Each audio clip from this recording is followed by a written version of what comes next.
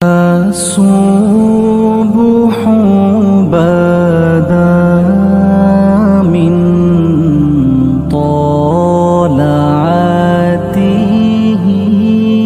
میں جب پاک پتن شریف جاتا ہوں یا کسی مزار پر میں کھڑا ہوتا ہوں تو وہ جو حالات پڑے ہوتے ہیں ان بزرگوں کے وہ سامنے آتے ہیں کہ یہاں خواجہ نظام الدین محبوب الہی تشریف لائے. لیکن اگر کوئی بندہ سوچے تو ہو سکتا ہے کہ اس کا کلیجہ پھٹنے کو آئے جب خواجہ نظام الدین صاحب کہتے ہیں کہ یہ باب جنت ہے نا بابا فرید صاحب کا، کہتے ہیں ایسی باب جنت نہیں. فرماتے ہیں جب بابا صاحب کا وصال ہوا تو بابا صاحب وہیں لیٹے ہوئے تھے جہاں آج ان کی مزار ہے، اور ان کے سرانے بالکل جس جگہ کو لوگ باب جنت کہتے ہیں وہاں میں نے رسول پاک کو کھڑے ہوئے دیکھا ہے. اب کوئی آدمی حضور کی خوشبو محسوس، اس کا ایک ارادہ بن گیا نا کہ یہاں حضور کھڑے، اس پر کیفیت کیا تاریخ، اس پر انداز کیا ہوگا، اس پر وارد کیا ہوگا، وہ کہاں پہنچ جائے گا 1-2 منٹ کے اندر.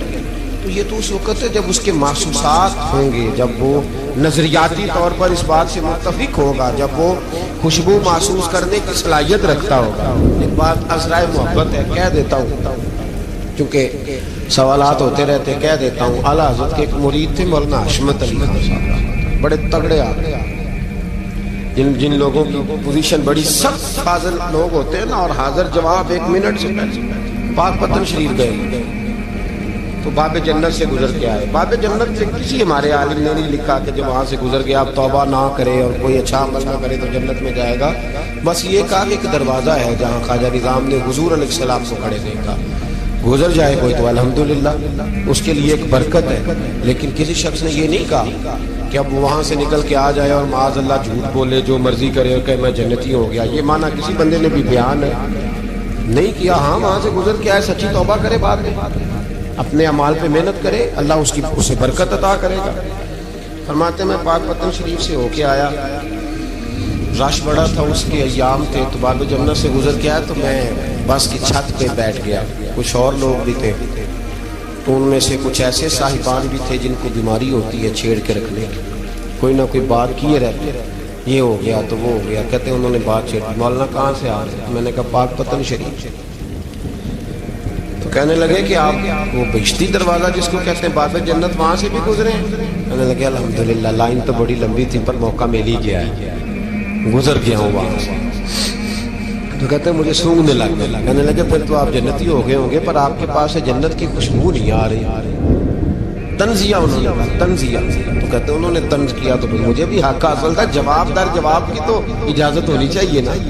میں نے کہا مولانا کیوں آپ کیوں سونگ رہے ہیں؟ کہنے لگے میں نے حدیث پاک میں پڑھا ہے کہ جنتی 500 سال بھی دور ہوگا تو اس کے پاس سے خوشبو آئے گی، یعنی 500 سال لگیں گے ابھی اس تک تو پھر بھی جنت کی خوشبو آئے گی، تو آپ سے تو کوئی نہیں آ رہی. کہتے میں نے ان سے کہا آپ نے ایک حدیث پڑھی ہے، اگلی بھی پڑھ لینی تھی. حضور نے فرمایا جہنمی کو جنت کی خوشبو کوئی نہیں آئے گی. یہ نہیں پڑھی آپ نے حدیث، یہ نہیں نظر سے گزری؟ تو کہتے ہیں اب وہ مولانا مجھ سے معذرت کرنے لگے، کہنے لگے یار آپ تو ناراض ہی ہو گئے. تو میں نے کہا بھی آپ نے کیوں چھیڑی بات؟ میں نے آپ سے کوئی ڈسکس کیا؟ آپ نے پوچھا کہاں سے، آپ پھر آپ ہی نے کہہ دیا کہ وہاں سے گزرے کہ نہیں جنتی دروازے سے، پھر آپ نے ہی اعتراض کر دیا. تو پھر ہمیں اتنا تو حق حاصل ہے نا، ہم آہ بھی کرتے ہیں تو ہو جاتے ہیں بدنام، اور تم قتل بھی کر دو تو چرچا نہیں ہوتا. ہمیں بھی تو حق حاصل ہے نا، اتنا تو جواب در جواب ہم دے سکتے. حضرت بابا فرید الدین گنج شکر رحمت اللہ تعالیٰ علیہ کی اماں کہتی ہیں جب میرا بیٹا پیدا ہونے والا تھا تو میں رب کی بارگاہ میں دعا کرتی تھی، اللہ اگر تو مجھے بیٹا دے تو اس طرح کا دینا بیٹا میرا ہو پر بندہ تیرا ہو. اے اللہ اگر بیٹا دینا تو اس طرح کا دینا میرے اللہ، اس طرح کی مجھے اولاد دینا کہ دودھ وہ میری چھاتی سے پیے پر شکر تیرا ادا کرے. اے اللہ اگر بیٹا دینا تو اس طرح کا دینا کہ قوت روٹی روزی وہ زمین پہ کھائے لیکن اسی زمین پر وہ تیرے دین کا سپاہی بھی بنے، وہ مجاہد فی سبیل اللہ بھی بنے. حضرت بابا صاحب کہتے ہیں مجھے شکر پسند تھی. اماں بڑے جتن کرتی ہے بیٹے کے لیے، بڑا کچھ کرتی ہے، اور بیٹے روٹی ٹائم پہ کھانا بلا کا. کہتے ہیں مجھے شکر پسند تھی.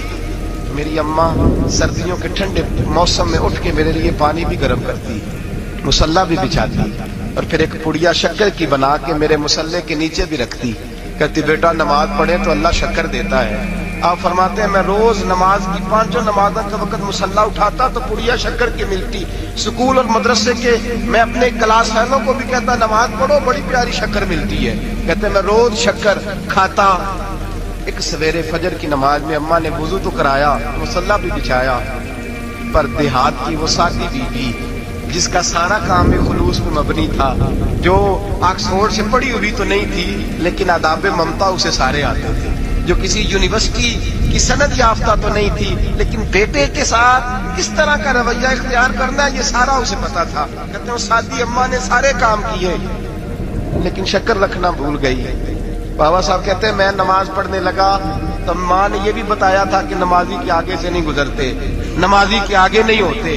اب اماں کہتی ہے میں مجبور ہوں, درس بھی میں نے دیا ہے, بھول گئی ہوں, اب شکر رکھنے جاؤں گی تو پردہ کھل جائے گا.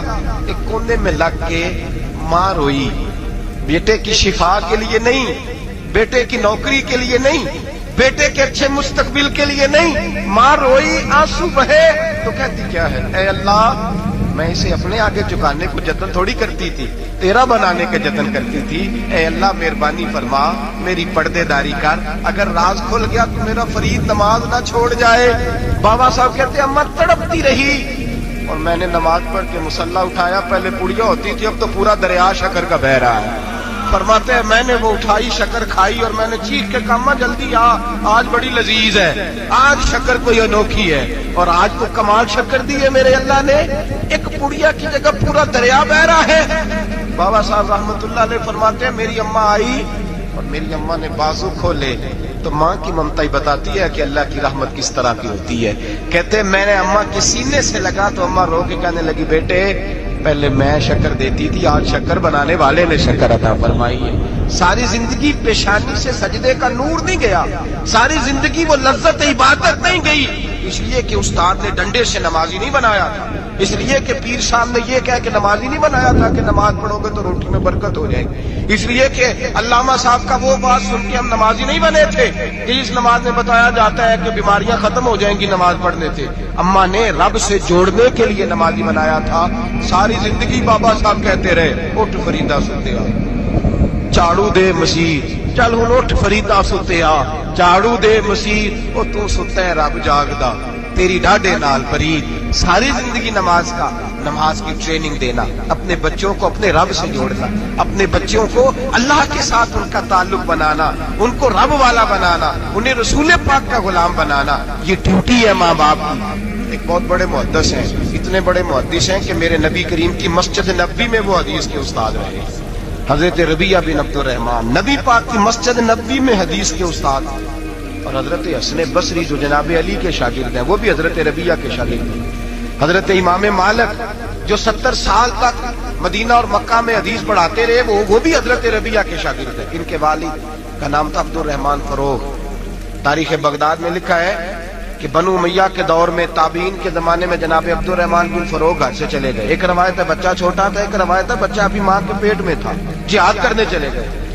اس دور میں یہ جہاد ہوتا تھا کہ ایک علاقہ فتح کیا تو مسلمان اگلے علاقے میں چلے گئے, اگلا فتح کیا تو اگلے علاقے, ایک کے بعد دوسرے لوگ پلٹ کے نہیں آتے تھے.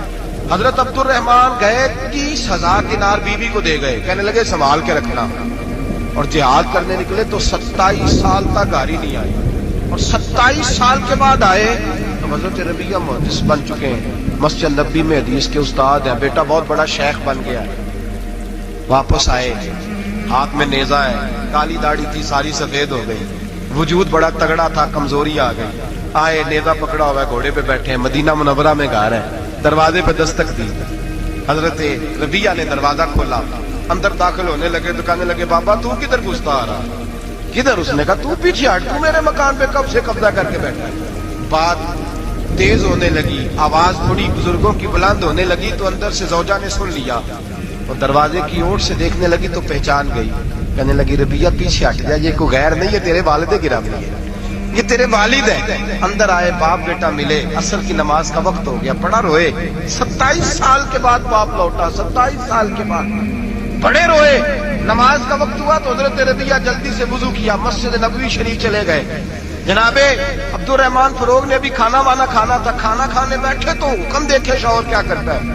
یہ نہیں پوچھا کہ 27 سال حال کیا رہا, پوچھنے لگے میں تجھے 30,000 دینار دے گیا تھا وہ کدھر ہے؟ تو زوجہ کہنے لگی کھانا کھا لو، اصل کی نماز پڑھ کے آؤ پھر بتاتی ہوں پیسے کہاں ہیں، آپ کی رقم بڑی اچھی جگہ پہ محفوظ ہے۔ کہتے ہیں میں نماز پڑھنے مسجد گیا، اصل کی نماز کے بعد میرے نبی پاک کے منبر پر ایک نوجوان بیٹھا ہے۔ گھر میں تو ان کا انداز ٹوپی پہننے کا تھا نا، سادے عام لباس میں، مسجد نبی میں جبہ پہنا ہے، سر پہ امامہ ہے، خوبصورت لب و لہجے میں رسول اللہ کے منبر پر بیٹھ کر، نبی پاک کے منبر پر بیٹھ کر، پتہ نہیں آپ کو اس بات کی لذت نصیب ہو رہی ہے کہ نہیں، عام جگہ نہیں، نبی پاک کے حضور کے منبر پر بیٹھ کر نبی پاک کی حدیثیں سنا رہے ہیں، اتنا بڑا مقدر۔ کہتے حضرت امام مالک جیسے لوگ، خواجہ حسن بصری جیسے لوگ کاغذ قلم لے کے حدیثوں کی سماعت کر رہے ہیں، ان سے درس لے رہے ہیں۔ جناب عبد الرحمان کہتے ہیں میری نظر اٹھی، کچھ بوڑھا ہو گیا تھا، کچھ اس وقت وہ ٹوپی میں سادے لباس میں تھے، پہچان نہ پایا۔ ایک شخص سے پوچھا یار ہے تو جوان پر اس کے چہرے کی نورانیت میرے دل کو بھا گئی ہے تو جوان پر اس کا حدیثیں بیان کرنے کا انداز میری طبیعت کو گھائل کر گیا، یہ کون ہے جو نبی پاک کی مسجد میں بیٹھ کے حدیثیں بیان کر رہا ہے؟ کہتے امام مالک کہنے لگے بابا جی چپ کر جاؤ، ہمارے استاد کے بارے میں اونچے لب و لہجے میں بات نہ کرنا، دیکھتے نہیں کتنے کتنے لوگ بیٹھے ہوئے خاموشی سے۔ تو میں نے کہا مجھے بھی تو بتا دو نا ہے کون؟ تو کہنے لگے کوئی عبد الرحمان فروغ نام کے بزرگ ہیں، یہ ان کے بیٹے ہیں، ربیہ نام ہے۔ کہتے ہیں جب لفظ کہے تو میرے آنسو چھلک کے باہر آئے اور میں حضور کی مسجد میں گر گیا اور رونے لگا کہ یہاں اور میرے رسول پاک سید عالم صلی اللہ علیہ وسلم کے منبر پر اور میرا بیٹا۔ کہتے میں تڑپ کے گھر گیا اور گھر جا کے میں نے اپنی بیوی کو جب دیکھا تو میرے آنسو نکل گئے۔ میری بیوی سمجھ گئی کہ یہ میرے محدث بیٹے کو دیکھ آیا ہے۔ کہتے ہیں بیوی رو کے کہنے لگی میں نے آپ کے 30,000 دینار آپ کے بیٹے کو مصطفیٰ کریم کی حدیث کا استاد بنانے میں خرچ کر دی، میں نے وہ 30,000 دینار خرچ کر دیے، 30,000 دینار آپ کا بیٹا میں نے۔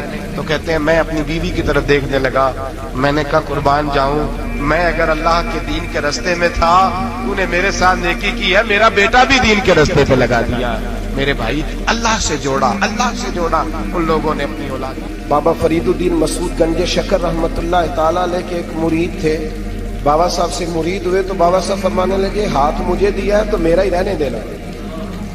اب جگہ جگہ نہ بھاگتے پھرنا، نوے نوے نہ یار بنائیے وانگ کمینے والوں کا، اب جگہ جگہ نہ گھومتے پھرنا۔ اس نے کہا حضور ٹھیک ہے صحیح ہو گیا، بس ہر آدمی کے لیے یہ حکم نہیں ہو جس رنگ میں یہ بات کر رہا ہوں اسی رنگ میں لینا، لوگ رنگ بھی بدل لیتے ہیں نا باتوں کا، جس رنگ میں بیان کر رہا ہوں نا باتیں نبھانے کی صرف بات کر رہا ہوں، ورنہ اللہ تبارک و تعالیٰ کا فضل ہے۔ میرے ایک دوست ہیں پیر صاحب، تو وہ مجھے کہنے لگے میں نے اپنے مریدوں کو کہا ہے کسی اور کی تقریر نہیں سننی، کسی اور کی محفل میں نہیں جانا، آپ نے بھی کہا ہے کہ نہیں کہا؟ میں چپ کر گیا۔ کہنے لگے آپ بولے نا کہا کہ نہیں کہا؟ پیار سے کر رہا ہوں، چلو بات آ گئی ہے تو آج کر دیتا ہوں، آپ پیار والے لوگ بیٹھے ہیں نا، کر لوں محبت والی بات۔ تو وہ مجھے کہنے لگے جی آپ نے بھی کہا ہے کہ نہیں کہا؟ میں نے کہا آپ کو کیا ٹینشن ہے؟ کہنے لگے میں نے آپ کے 2-4 مرید فلاں جگہ بیٹھے ہوئے دیکھے ہیں۔ میں نے کہا میں نے نہیں کہا۔ کہنے لگے کیوں؟ میں نے کہا میرا تو دل کرتا ہے ان سے کہوں کہ ہر جگہ جاؤ، جگہ جگہ جاؤ، جی کو ساڈے ورگا ملیا تو بہ دیا، جی نہ ملیا تو واپس آ جایا، ختم ہو گئی بات۔ اتنی کیا بات ہوئی کہ بندہ پنڈتے کرتا پھرے، کو مل گیا نا، خدا جانے بلندی ہے کہ پستی، پر جہاں میں ہوں وہاں کوئی نہیں ہے۔ ہاں ایسی کیا بات ہوئی؟ آپ جائیں جگہ جگہ جائیں، کو مل گیا تو یار ضرور بیٹھ جانا۔ وہ شاہ عبد العزیز دباغ رحمت اللہ تعالیٰ علیہ کے پاس کچھ لوگ مرید ہونے آتے تھے تو فرمایا کرتے تھے بیٹا 1-1.5 مہینہ رہو، کوئی چیز مل گئی تو رہنا، نہ ملی تو کہیں اور چلے جانا۔ آپ کو باندھ کے تھوڑا رکھنا ہے، اگر کسی کو کہیں اور سے خیر ملتی ہے تو ہمیں کیا اعتراض ہے؟ سمجھ آ رہی ہے میری بات کی؟ لیکن ایک بات ہے وہ میرا دل کرتا ہے کر دوں، چلو پیار کی بات شروع ہو گئی ہے نا، کچھ بندے ایسے ہوتے ہیں جن کی ذمہ داری ہوتی ہے کہ بھئی تو نے نہیں کہیں اور جانا، ختم ہو گئی بات، تو ادھر ہی رہے۔ اس طرح کر کے نا اس پہلو میں بابا فرید صاحب نے کہا تھا اس مرید سے کہ ہاتھ مجھے دیا ہے تو اب جگہ جگہ نہ دیتے پھرنا۔ اس نے کہا حضور ختم ہو گئی بات، طے جو ہو گئی، بلے شاہ ادیو جانے، سانو اپنی توڑ نبھا لیں دے، کہا کہ کسی اب جگہ جگہ نہ دیتے پھرنا۔ تو وہ آدمی دریا کے کنارے کنارے چل رہا تھا، सादा आदमी था, देहाती आदमी। ये बहुत पढ़े लिखे लोग कई दफा पूरी बातें नहीं मानते, नाराज ना हो जाना पढ़े लिखे बंदे। और कई मैंने ऐसे देखे हैं बेचारे बिल्कुल अनपढ़ है, पर जैसा कर कह दो ना वैसा कर जाते हैं। ये पढ़े लिखे मुझसे नाराज ना हो जाए, चलो 2-4 डिग्रियां मेरे पास भी हैं, समझ ले मेरी तरह के पढ़े लिखे जल्दी नहीं मानते। और कोई सीधे साधे वो इल्म पास करी हो यार, एक कोई हरफ तेनू दरकार, उनको जो कह दो जब कह दो वहां अड़ जाते हैं, सीधे साधे जो इतनी बहस नहीं करते। वो बाबा साहब का मुरीद दरिया के किनारे किनारे जा रहा था तो पैर फिसला तो दरिया में गिर गया, तैरना भी नहीं आता। हजरत खजर अलैहिस्सलाम आए, अल्लाह ने बंदोबस्त किया, आए कहने लगे हाथ दे तुझे बाहर निकालो, कहने लगे दे तो देता पर फरीदुद्दीन से वादा कर आया। वो दे तो देता पर वादा कर लिया है, बुल्ले शाह ओदी हो जाने सानू अपनी तोड़ निभा लेंदे। उन्होंने कहा जनाब क्या मतलब? फरमाने लगे मुझे मतलब का नहीं पता। उन्होंने कहा था कि मेरे अलावा किसी को हाथ न देना। तो वो शख्स कहने लगा कि डूब के मर जाओगे, खुदकुशी इस्लाम में हराम है। तो कहने लगा वो सादा आदमी था, कहना इस मसले का बाबे फरीद नहीं सी पता, उस गल क्यों की थी, उसको नहीं पता था कि डूब के मर जाऊंगा। उसको कहना चाहिए था पाबंद कर, जा उसे जाके बता मरने लगा है तेरा मुरीद, जाओ उसे जाके बता, उसे क्या मरने लगा है, उसने वादा नहीं किया था कि मैं आऊंगा, अब जा उसे जाके बता। अल्लाह अकबर। हजरत खिजर ने जाके बाबा साहब को बताया तो बाबा साहब फौरन पहुंचे, उसको हाथ दिया, अल्लाह अकबर का तो बाहर निकाला।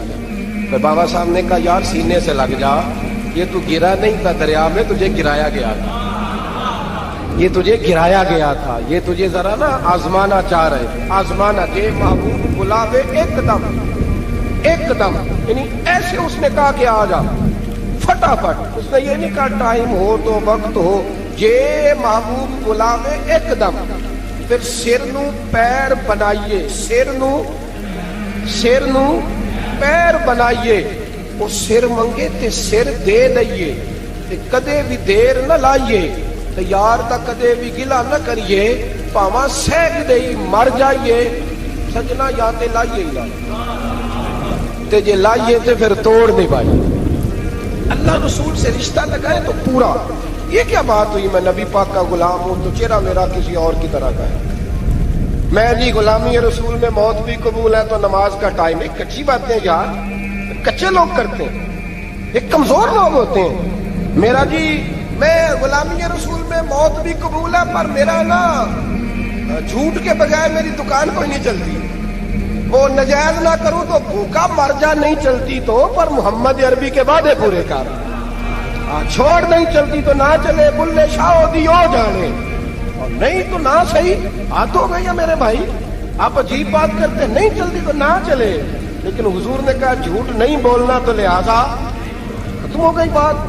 मुसलमान रहो तो फिर मरते दम तक बोलिए। ये क्या बात हुई? कच्ची बातें करना, कमजोर बातें करना, छोटी छोटी बातें करना। मैं शुरू कर रहा हूं, कल से नेक हो जाऊंगा, परसों से। तू अल्लाह रसूल को तारीखें दे रहे, छोटी बातें कर रहा है। तू मजबूत बात कर भाई, कलमा पढ़ लिया तो लिहाजा पढ़ लिया, गुलामी कर ली तो लिहाजा कर ली, अब नबी पाक के वफादार हो गए तो लिहाजा हो गए। अब ये कोई देखे ना, एक सहाबी खड़े थे, कंजुल माल में रवायत है, नबी पाक अलैहिस्सलाम ने ना कहा बैठ जाओ। ये भी सुन्नत है किसी को ये लफ्ज कहना, नाराज ना हो जाए वो जिसको कहा जाए कि बैठ जाओ। एक बंदा जुमे वाले दिन खड़ा था, हुजूर जुमे का खुतबा दे रहे थे, हुजूर ने फरमाया बैठ जाओ। हजरत ज़ैद बिन हारिसा बाहर मस्जिद नबवी की गली में थे, उनके कानों में आवाज आई बैठ जाओ तो वहीं बैठ गए। हजरत मरसद बिन नबी मरसद रज़ी अल्लाह ताला अन्हु कहते हैं मैं अपने घर से निकल रहा था, अपने घर के दरवाजे की चौखट पे था, मेरे कानों में आवाज आई बैठ जाओ तो मैं वहीं बैठ गया। हजरत अनस बिन मालिक कहते हैं जहां लोग जूते उतारते ना मस्जिद में आने के लिए, मैं वहां खड़ा था, मेरे कानों में आवाज आई बैठ जाओ तो मैं वहीं बैठ गया। फरमाते जुमा हो गया, नमाज के बाद हुजूर ने फरमाया ज़ैद बिन हारिसा कहां थे?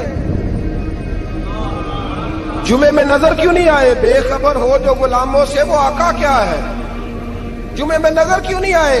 अर्ज़ की हुजूर गली में आ रहा था तो आपकी आवाज आई थी बैठ जाओ, तो मैं ना उधर बैठ गया था। तो हुजूर ने रुख फेरा, फरमाया मरसद तुम कहां थे? हुजूर मैं घर से निकल रहा था। अभी चौखट पे था तो आवाज आई बैठ जाओ, तो सोने मैं वहीं बैठ गया। अंस बिन मालिक तुम कहाँ थे? अर्ज की सोने जहां सारी दुनिया जूते उतारती है ना, जूते लोगों के जूते, मैं ना जूतों में बैठ गया। तो महबूब ने फरमाया मैंने ना तो जैद को कहा था, ना अंस को कहा था, ना मकसद को कहा था, मैंने तो फुलाने को कहा था। अर्ज की हुजूर आपने नाम तो नहीं ना लिया, आप नाम तो नहीं ना लिया कि फुलाना, आपने कहा बैठ जाओ। तो हुजूर हम गुलामी वाले लोग हैं, हम वैसे नहीं करते। जिसके कानों में जहां आवाज गई वो वहीं बैठ गया। हमने न कभी कतरे पे गौर किया और न दरिया देखा, बस जहां तेरी झलक देखी वहीं डूब गए। ये क्या बात हुई कि अल्लाह रसूल से रिश्ता भी है तो करता हूं, तो देखता हूं, तो देख लेते हैं, तो चलते हैं। ना ना, ये कच्चे लोगों की बातें हैं, ये कमजोर लोगों की बातें हैं। ये उन लोगों के मामलात हैं कि जो जो जो बड़े छोटे दिल के लोग हैं। आपने कह लिया अल्लाह हमारा रब है, तो कुरान कहता है जब कह लो ना कि अल्लाह रब है, इन्नल्लज़ीना क़ालू रब्बुनल्लाहु सुम्मा इस्तक़ामू ततनज़्ज़लु अलैहिमुल मलाइका, जब तुमने कहा कि अल्लाह हमारा रब है तो फिर डट जाओ, अल्लाह तुम्हारी मदद के लिए फरिश्तों को भी नाज़िल फरमा दे। हज़रत अबू ज़र ग़िफ़ारी कलमा पढ़ने आए, हुजूर सल्लल्लाहु अलैहि वसल्लम ने बड़ी सारी नसीहतें फरमाई। एक नसीहत हुजूर ने फरमाई, अब सर इधर देखना मेरे यारों मेरी तरफ। एक नसीहत हुजूर ने ये फरमाई, फरमाया अबू सर लोग ना तुझे मेरा नाम ले लेके ताने देंगे कि तू भी उनका हो गया है, जेकर यार दे नाम दा मिले बेड़ा। हाँ, लोग तुझे ताने देंगे, कहेंगे अब तू भी उनका हो गया है, तू भी अपने बाप दादा का दीन छोड़ गया है। तो कहा कि मलामत जब लोग तुझे करे ना, तो मलामत करने वालों की परवाह ना करना, ताना देने वालों की परवाह। ताने बड़े मजेदार होते हैं, आप यकीन करें, ताने बड़े मजेदार होते हैं, बड़े शानदार होते हैं ताने, और इनमें ना कई दफा बड़ा चस्का होता है। कभी कभी कुछ बातें याद आती हैं कि फलां बंदे ने फलां मौके पे फलां बात की थी, कभी कभी याद आती है और दिल भी करता है उसको याद कराए। फिर ख्याल आता है कि ये बात ना करता तो शायद अल्लाह इतना ऊंचा उड़ने का मौका ही ना देता। तुम दिए बातें मुखालिफ से ना घबरा है इकाब, ये तो चलती है तुझे ऊंचा उड़ाने के लिए। तो नबी करीम अलैहिस्सलाम ने कहा अबू साहब जरा गौर कीजिएगा बात का, लोग ना तुझे अब ताना देंगे, बुरा कहेंगे। अब तो जो दीन कबूल नमाज पढ़ता है लोग शाबाश देते हैं, तबलीग करता है लोग, उस जमाने में तो ताने मिलते थे, लोग ताने देंगे, जरा ख्याल करना। का या रसूल अल्लाह बस वादा हो गया, दे ले जिसने जितना ताना देना दे ले, खत्म हो गई बात। हजरत अबू सर ना ये उस वक्त सहाबा छुप छुप के नमाजें पढ़ते थे हजरत ज़ैद बिन अरकम के घर में, दारे अरकम। वहां से बाहर निकलने लगे ना कलमा पढ़ के हुजूर से वादा करके, तो दरवाजे पे गए तो एक सहाबी ने कहा कि अबू सर अभी बाहर जाके बताना ना कि मैं मुसलमान हो गया। एक तो लोग तुम्हें ताने देंगे और दूसरा हो सकता है मारे भी, बाहर जाके बताना ना वरना लोग ना बुरा कहेंगे। तो हजरत अबू ज़र ग़िफ़ारी ने गौर से उस सहाबी का चेहरा देखा और कहने लगे मशवरा आपका ठीक है पर मैंने मानना कोई नहीं, मशवरा आपका ठीक है पर मैं कोई नहीं मानूंगा। कहा क्यों? फरमाने लगे मैंने अभी नबी करीम से वादा किया है कि मैं किसी की परवाह मैं नहीं परवाह करूंगा किसी की। खत्म हो गई बात, मारे जिसने मारना है, दे ताना जिसने देना है, अभी तो वादा किया। ये क्या बात हुई कि लोग कहेंगे तू मौलवी हो गया, लोग कहेंगे तू गुलाम हो गया, लोग कहेंगे तू दुनियादार हो गया। वो जी बच्चे की शादी पर बैंड बाजा न बजाया तो दुनिया ताने देगी। दुनिया कौन होती है? कभी आपने ये सोचा है कि आपने दो शख्सियतों को बीच में रखा तो आपने वजन किसका किया? एक तरफ दुनिया, दूसरी तरफ अल्लाह रसूल का दीन। कभी सोचा आपने कि वजन किसका निकलता है, अहमियत किसको देते हो? कभी सोचा है, गौर किया है? खुदा के बंदो सोचो तो सही। एक तरफ दुनिया को रखा, दूसरी तरफ अल्लाह रसूल का दीन, और फिर कहा जी दुनिया नहीं मानी तो लिहाजा मैंने दीन पे अमल नहीं किया। पता है आपने क्या किया है? अल्लाह कुरान में कहता है लोगों ने कदर नहीं की अपने रब की जैसी कि कदर करनी चाहिए। अजीब मामला है ना यार। नबी करीम सल्लल्लाहु ताला अलैहि वसल्लम के जो मदीने के लोग थे ना, इन्होंने बड़ी कुर्बानियां दी थी। قربانیاں دی, اپنی جگہ دی شہر میں. یہ مدینہ وہ واحد شہر ہے جو بغیر تلوار کے فتح ہوا. مدینے والوں نے کوئی بحث نہیں کی, انہوں نے گردنیں سیدھی سیدھی حضور کے قدموں پہ رکھ لی. مدینے والوں نے بڑی قربانیاں دی. مکے والے بعد میں مسلمان ہوئے فتح مکہ کے بعد. فتح مکہ کے بعد نا ایک جنگ اور ہوئی, ایک جہاد اور ہوا, تو وہاں سے بہت سارا مال غنیمت آیا, بہت سارا مال غنیمت آیا. اسلام میں حکم ہے کہ جو آدمی نیا نیا کلمہ پڑھتا تھا نا تو اس کے رشتہ دار اسے چھوڑ دیتے تھے, تعلق ٹوٹ جاتا تھا. تو پھر حکم دیا گیا کہ تالیف قلب کرو. مؤلفۃ القلوب ایک پورا عنوان ہے, ان کو مال دو تاکہ وہ گھر بنا لیں, کاروبار کر لیں. تو نبی کریم علیہ السلام نے نا جن لوگوں نے مکے میں تازہ کلمہ پڑھا تھا نا ان کو ذرا مال زیادہ دیا. یہ بخاری مسلم ہے, حضور نے ان کو زیادہ پیسے دیے. مدینے کے جو نوجوان قسم کے لڑکے تھے نا چند, ان میں سے ایک دو نے کہا کہ حضور کے وہ رشتہ دار ہیں نا قریبی, تو رشتہ داروں سے پیار کرنے کا حضور حکم بھی دیتے ہیں, اس لیے نبی پاک نے ذرا توجہ زیادہ فرمائی ہے. وہ بھی ازرائے محبت. جیسے بندہ کہہ دیتا ہے نا کہ ماشاءاللہ آپ تو اپنا بیٹا مل گیا ہے, ماشاءاللہ بھائی بھائی بیٹھے ہو آپ مل کے, اس طرح ازرائے. سمجھ آ رہی ہے میری بات کی؟ جن لفظوں میں بات بیان کر رہا ہوں ان لفظوں میں سمجھیے گا. محبت کے ساتھ کہا کہ وہ اپنے ہیں نا حضور کے, اس لیے حضور کا دل چاہا ہے, حضور حکم دیتے ہیں کہ اپنوں سے صلہ رحمی کرو, اس لیے نبی پاک نے زیادہ دیا ہے. بس وہ ایک آدھ آدمی نے بات کر دی تو بات چلنے لگی. چلتے چلتے چلتے چلتے نہ وہ بات میرے محبوب تک بھی پہنچ گئی. ترکی خیمے میں حضور بیٹھے تھے تو نبی کریم علیہ الصلوۃ والسلام نے فرمایا بھائی اس طرح کرو, مکے والا کوئی بندہ نہ آئے, صرف مدینے والوں کو بلاؤ, صرف نام لے مدینے والوں کا, صرف جی صرف مدینے والوں کو بلاؤ, فقط ان سے بات کرو. مدینے کے لوگ آ گئے, اللہ کے حبیب نے گفتگو شروع کی. بات پہلے بھی ہوتی تھی پر آج رنگ نرالا تھا. نبی کریم علیہ الصلوۃ والسلام فرمانے لگے مدینے والوں میں نے یہ بات سنی ہے کہ تم نے کہا ہے کہ حضور اب صلہ رحمی کی وجہ سے ان کو زیادہ نوازنے لگے ہیں. عرض کی یا رسول اللہ وہ ایک آدھ نوجوان نے بات کیا, وہ ہماری مشترکہ رائے نہیں. حضور علیہ الصلوۃ والسلام آج بات کرنے لگے تو آج جذبات کا رنگ نرالا تھا. محبوب فرمانے لگے تم کہو کہ یا رسول اللہ مکے والوں نے تو آپ کو تکلیف دی تھی, مجبور کیا تھا مکہ چھوڑنے پہ, ہم نے پناہ دی تھی, آپ ہم نے جگہ دی تھی, اپنا شہر پیش کیا, کہو. مدینے کے لوگ رونے لگے, عرض کرنے لگے حضور ہم کون ہوتے ہیں اللہ کے نبی کے لیے کوئی چیز دینے والے, تو اللہ رسول کا احسان ہے کہ آپ یہاں آئے.